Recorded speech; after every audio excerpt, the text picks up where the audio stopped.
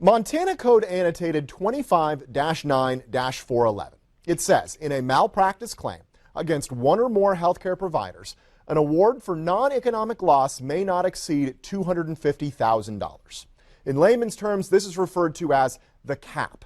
It means if someone sues a medical provider for a mistake that provider made, one as serious as even wrongful death, the most money that person can get for the pain and suffering caused is $250,000. Of the 50 U.S. states, that number ranks 50th, dead last.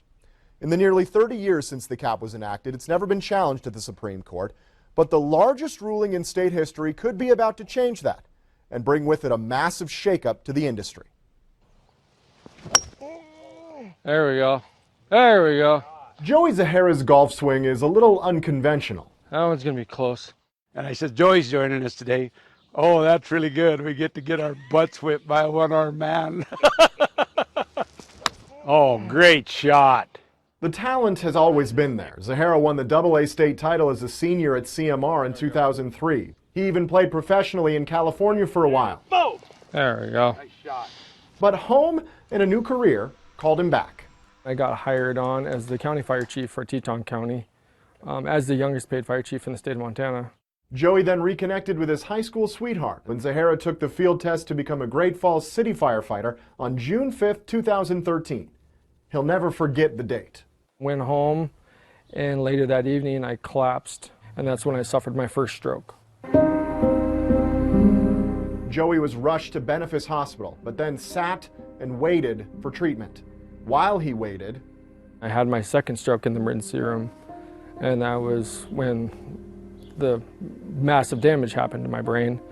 He was initially completely paralyzed on his right side. After a month in the hospital, Joey began to regain feeling, but to this day has no use of his right hand.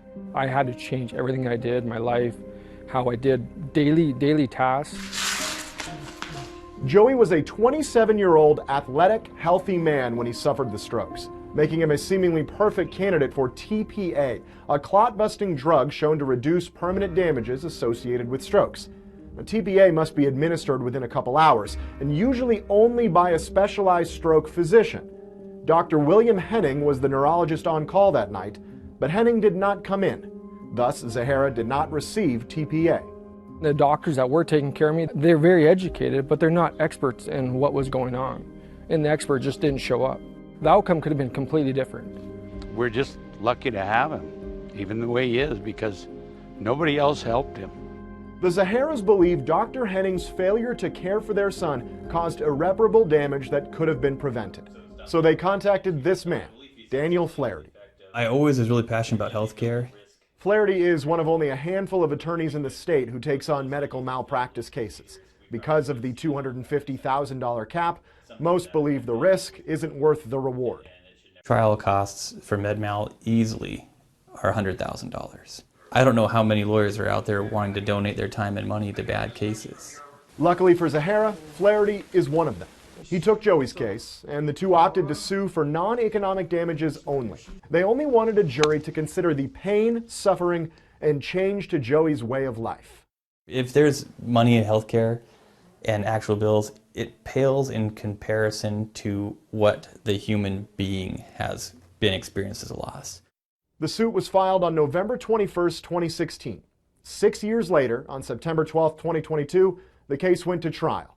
And 4 days later, a jury awarded Joey Zahara a $6 million verdict, the largest in Montana history. But what about the $250,000 cap? Well, the jury isn't allowed to know it exists. First time I ever heard of anything about the cap was when you mentioned it to me. Coming up, we'll hear more from jury foreman TJ Reifer, who's far from the only person frustrated. Casey Conlon for MTN News.